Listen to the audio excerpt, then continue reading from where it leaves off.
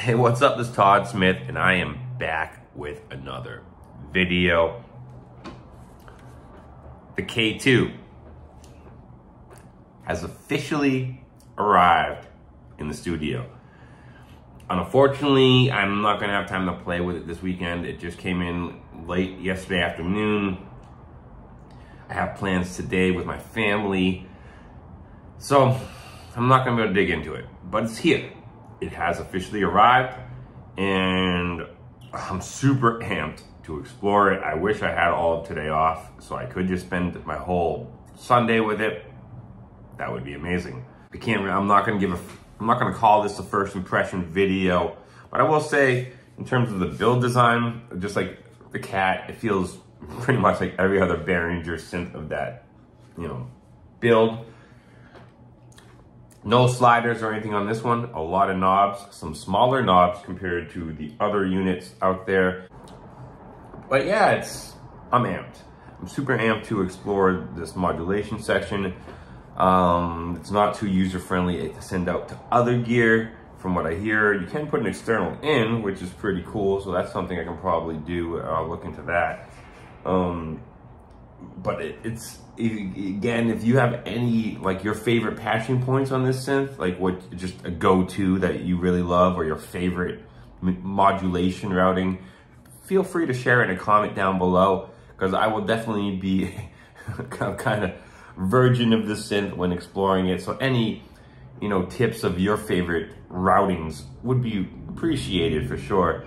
I do like how there's a lot of knobs options here, so I can do a lot without any patching. There's a lot of options just purely within the knobs, which is something I really like. Kind of like Neutron in a sense. Like, there's a lot of modulation there, but there's a lot of options purely without modulation to create some killer sound. So that's something that is here, and I like that balance of still having a bunch of synth here that I don't have to patch.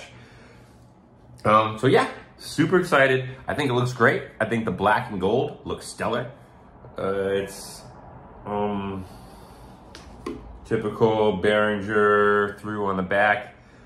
My one kind of gripe with these things is I wish, just like most people probably wish, the MIDI in was in the back too, so I didn't have all these MIDI wires going in the front. But it's their choice, and I imagine you kind of have to if you're gonna let them be rack mountable into a module, or like just any type of Euro rack system. I guess it would be nice if they had like one back here for when maybe two MIDI ins, that one for when you rip it out, so you still have it, and one back here for when it's in the rack, so you can have it back there. I guess that could have been a cool option. I don't know how much that would affect the price. I wouldn't think too much. I don't know how difficult that is to build or whatever.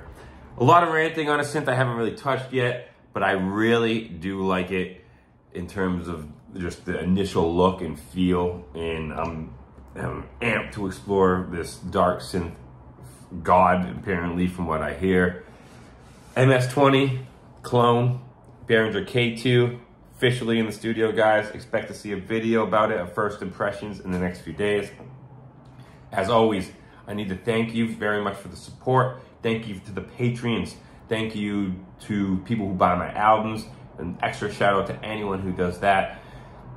If you watch this video, just general support, massive thank you there. And in a couple days, you should see a K2 video, guys, on this channel. Stay positive, stay creative, support each other.